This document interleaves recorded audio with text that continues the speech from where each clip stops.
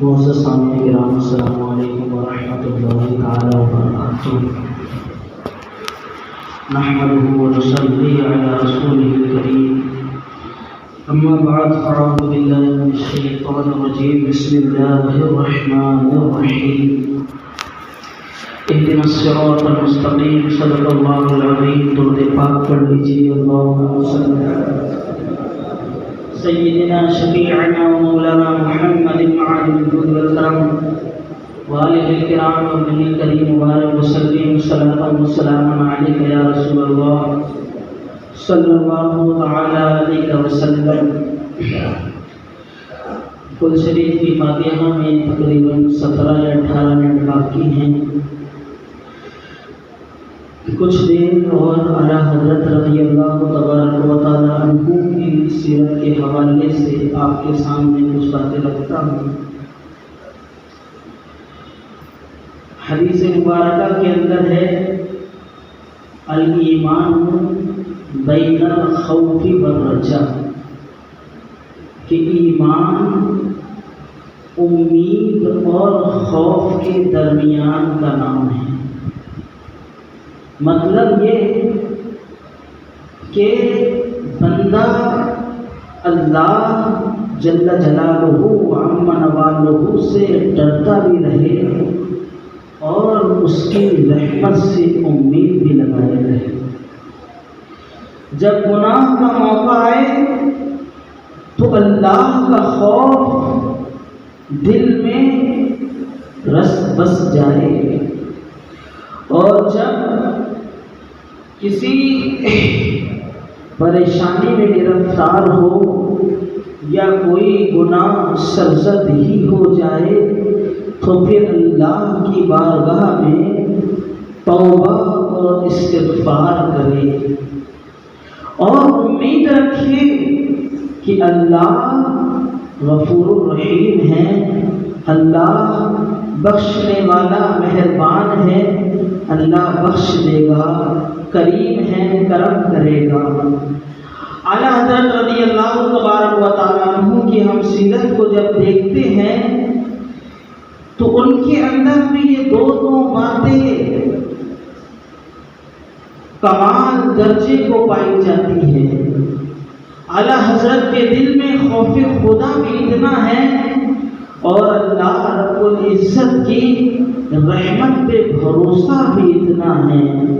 اگر آپ خوف کی طرف جائیں تو اعلیٰ حضرت جب خوف کا ذکر کرتے ہیں تو اتنے خوف کا ذکر کرتے ہیں کہ اعلیٰ حضرت رضی اللہ تبارک و تعالی عنہ مقام خوف میں اس بلندی پر فائز ہے، اور جب اللہ کی رحمت کا ذکر کرتے ہیں تو پھر اس انداز سے ذکر کرتے ہیں کہ اللہ کی رحمت ہے، اب کچھ ہونے والا نہیں۔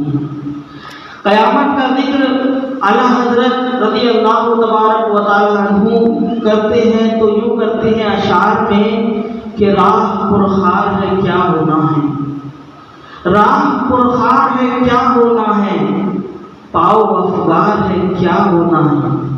اعلیٰ حضرت پڑھ رہے ہیں کہ کیا ہونا ہے، کیا ہونا ہے، کیا ہونا ہے۔ راستہ کانٹوں سے بھرا ہوا ہے، راہ پرخار ہے کیا ہونا ہے، پاؤ افگار ہے کیا ہونا ہے، پار جانا ہے نہیں ملتی ناؤ، پار جانا ہے نہیں ملتی ناؤ، بیچ مجدھار ہے کیا ہونا ہے، بیچ مجدھار ہے کیا ہونا ہے۔ اور جب اللہ اعلیٰ حضرت نے جو ہے تقریباً یہ کیا ہونا ہے، کیا ہونا ہے، کیا ہونا ہے، تقریباً 25 سے زیادہ اشعار کے لیے اس خوف میں کہ کیا ہونا ہے، کیا ہونا ہے، منزل اتنی کڑی ہے، کیا ہونا ہے، معاملہ اتنا دشوار ہے، کیا ہونا ہے، خوف کا یہ عالم 25-30 مرتبہ فرمانے کے بعد کیا ہونا ہے، کیا ہونا ہے۔ اعلیٰ حضرت اخیر میں فرماتے ہیں کیوں رضا پڑھتے ہو ہنستے اٹھو، کیوں رضا پڑھتے ہو، یہ بار بار کیوں پڑھ رہے ہو، کیا ہونا ہے، کیا ہونا ہے، کیا ہونا ہے۔ اے رضا کڑتے ہو، اے رضا کڑتے ہو ہنستے اٹھو، جب وہ غفار ہے کیا ہونا ہے؟ جب وہ غفار ہے کیا ہونا ہے؟ جب اللہ غفور الرحیم ہے تو پھر کیا ہونا ہے؟ کیا ہونا ہے؟ پھر کچھ نہیں ہونا ہے۔ تو اعلیٰ حضرت رضی اللہ تبارک و تعالیٰ عنہ کے دل میں خوف بھی اتنا ہے اور پھر جو ہے رحمت الہی پر بھروسہ بھی اتنا ہے، خوف کا عالم آتا ہے تو اعلیٰ حضرت فرماتے ہیں، اعلیٰ حضرت کرتے ہیں، عرض کرتے ہیں، کھڑے ہیں منکر نکیر سر پر، نہ کوئی حامی نہ کوئی یاور، کھڑے ہیں منکر نکیر سر پر، نہ کوئی حامی نہ کوئی یاور، بچا لو آ کر میرے پیغمبر تمہارا بندہ عذاب میں ہے، بچا لو آ کر میرے پیغمبر تمہارا بندہ عذاب میں ہے۔ خدائے قہار ہے غضب پر، خدائے قہار ہے غضب پر، کھلے ہیں بدکاریوں کے دفتر، کھلے ہیں بدکاریوں کے دفتر، بچا لو آ کر شفیع محشر تمہارا بندہ عذاب میں ہے، تمہارا بندہ عذاب میں ہے۔ عزیزان گرامی، اعلیٰ حضرت رضی اللہ تبارک و تعالیٰ عنہ نے 25 صفر المظفر 1340 ہجری مطابق 21 اکتوبر 1921 عیسوی میں بروز جمعہ 2:38 پر جب مؤذن حی علی الفلاح کہہ رہا تھا، اس وقت اعلیٰ حضرت رضی اللہ تبارک و تعالیٰ عنہ نے اس دنیا کو خیر آباد کہا، اس دنیا سے آپ تشریف لے گئے۔ اعلیٰ حضرت رضی اللہ تبارک و تعالیٰ عنہ کو اپنے وصال کی تاریخ، اپنے وصال کا ٹائم اعلیٰ حضرت رضی اللہ تبارک و تعالیٰ عنہ کو پہلے ہی سے معلوم تھا۔ اعلیٰ حضرت رضی اللہ تبارک و تعالیٰ عنہ کے وصایا شریف میں، وصیت نامے میں یہ بات ملتی ہے کہ جب اعلیٰ حضرت رضی اللہ تبارک و تعالیٰ عنہ آخری واعظ و نصیحت فرمانے لگے، لوگوں کو آخری درس دینے لگے، تو اعلیٰ حضرت نے ارشاد فرمایا، لا ادری ما بقائی فیکم، مجھے نہیں معلوم کہ اب میں تمہارے درمیان کتنا وقت رہوں گا۔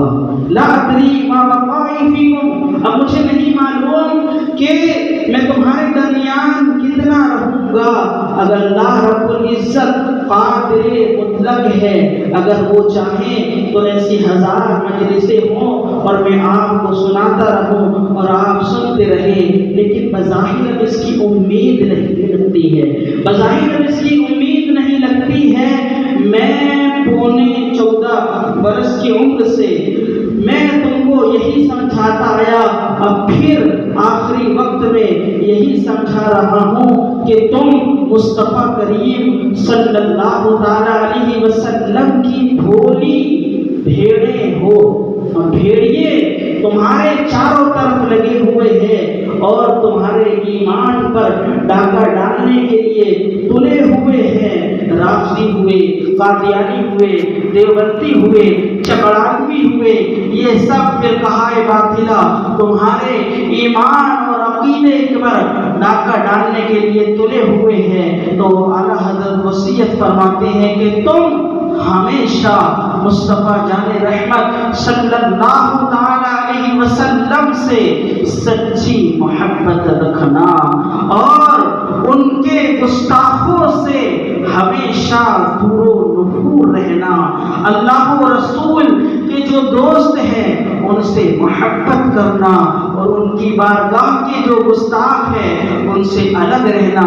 اعلیٰ حضرت فرماتے ہیں کہ حضور اقدس صلی اللہ تعالی علیہ وسلم اللہ جل جلالہ کے نور ہیں۔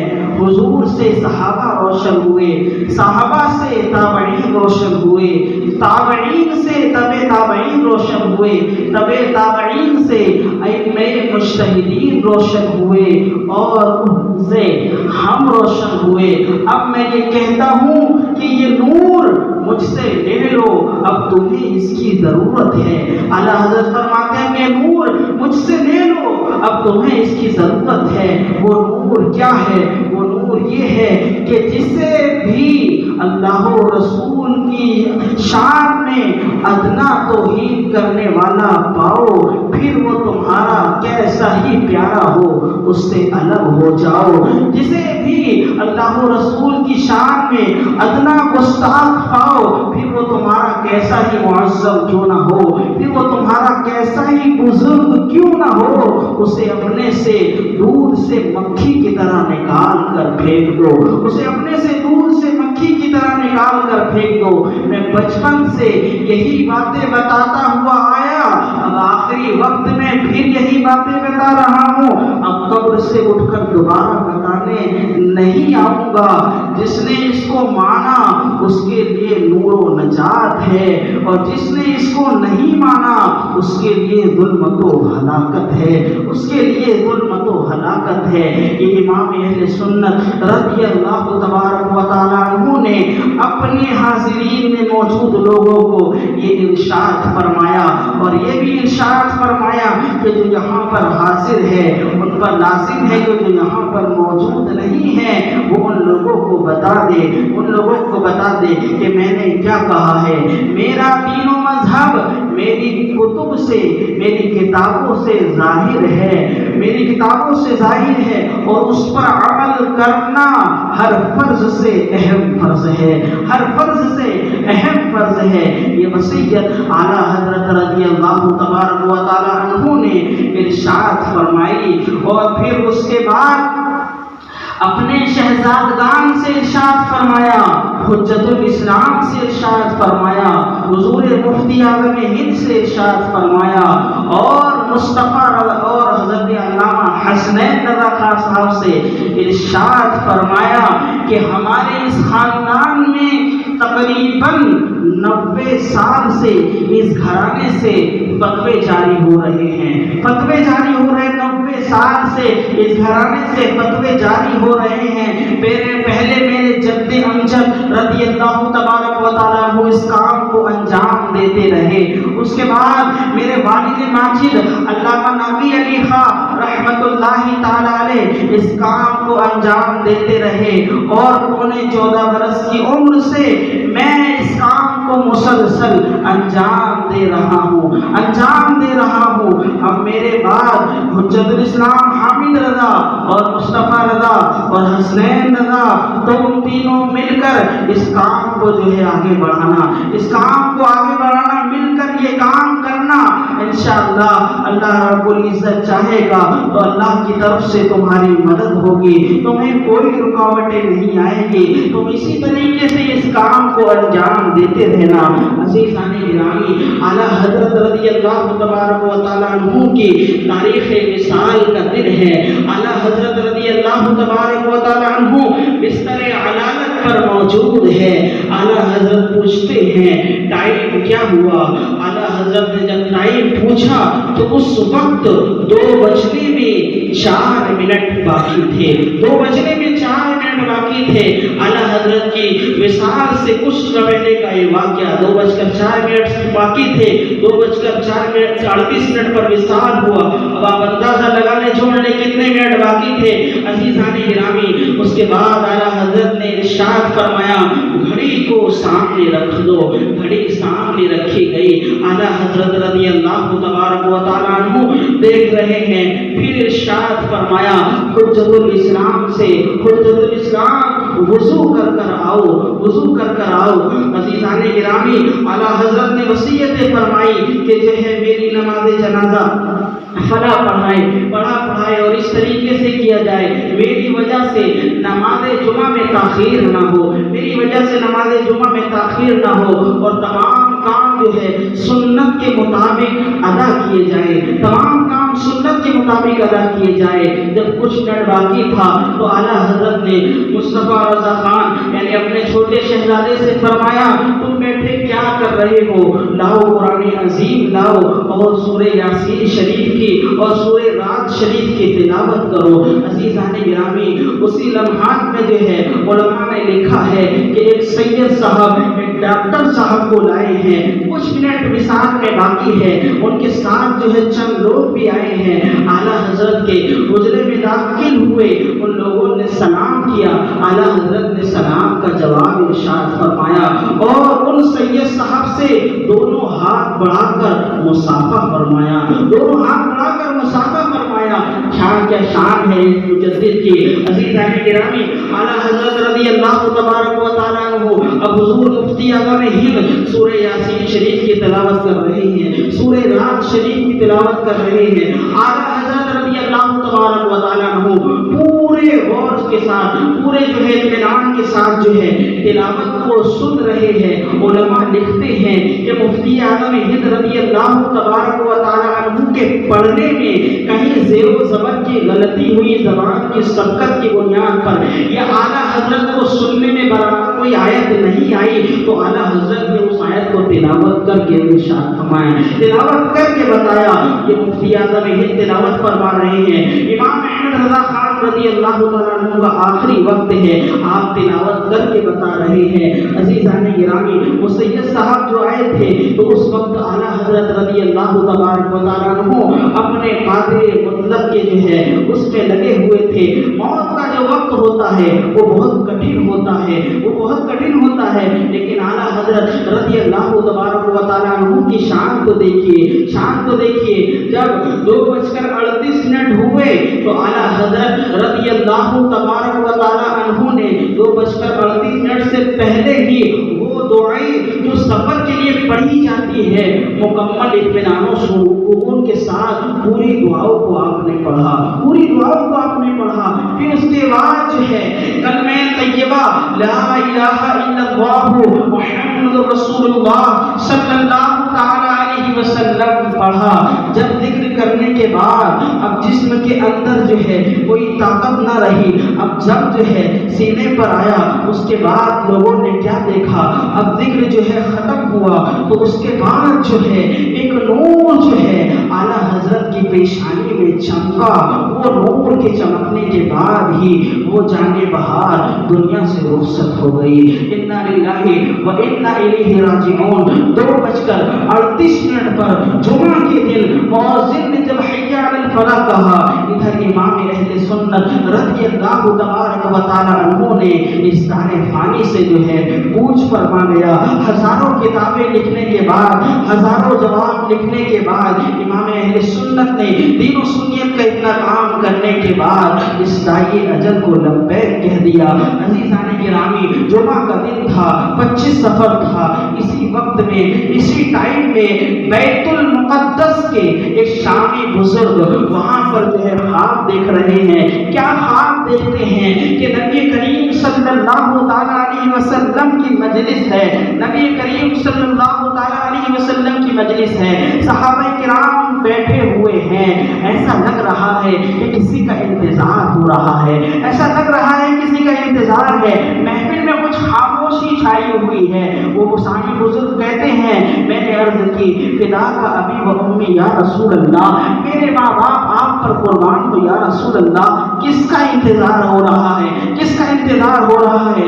آقا کریم ارشاد فرماتے ہیں، احمد رضا کا انتظار کر رہا ہوں، احمد رضا کا انتظار کر رہا ہوں۔ 2:38 پر وہ بزرگ 25 صفر کو ادھر خواب دیکھ رہے ہیں، ادھر اعلیٰ حضرت رضی اللہ تبارک و تعالیٰ عنہ رخصت ہو رہے ہیں۔ وہ بزرگ یہ کہتے ہیں المختصر کہ جب میں خواب سے میں نے پوچھا خواب میں کہ یہ احمد رضا کون ہے، تو امام سرکار نے ارشاد فرمایا یہ ہندوستان میں بریلی کے باشندے ہیں، بریلی کے رہنے والے ہیں۔ جب میں بیدار ہوا میں نے لوگوں سے پوچھا تو کہا لوگوں نے ہاں امام احمد رضا جو ہے اس وقت جو ہے حیات ہے اور بریلی شریف میں رہتے ہیں۔ المختصر یہ کہ وہ شامی بزرگ سفر کر کر ہندوستان آئے، ہندوستان میں بریلی میں پہنچے اور امام احمد رضا کا پتہ پوچھا تو لوگوں نے بتایا جس ہستی کا آپ پتہ پوچھ رہے ہیں وہ 25 صفر کو اس دار فانی سے کوچ کر چکے ہیں۔ جب انہوں نے تاریخ میں لائی تو وہی تاریخ تھی جس تاریخ کو انہوں نے خواب دیکھا تھا۔ تو یہ سرکار اقدس صلی اللہ تعالی علیہ وسلم کی بارگاہ میں امام اہل سنت کا کیا مقام ہے یہ آپ اس سے اندازہ لگا سکتے ہیں۔ بجے گا حشر تک ڈنکا امام احمد رضا خان کا، جہاں میں بول ہے بالا امام احمد رضا رضا خان کا یقیناً وہ اپنے وقت کے امام ابو حنیفہ تھے، نہیں ملتا کوئی ثانی امام احمد رضا خان کا، کوئی ہے مفتی اعظم، کوئی ہے حجت الاسلام، یہ اونچا خاندان کس کا؟ امام احمد رضا خان کا۔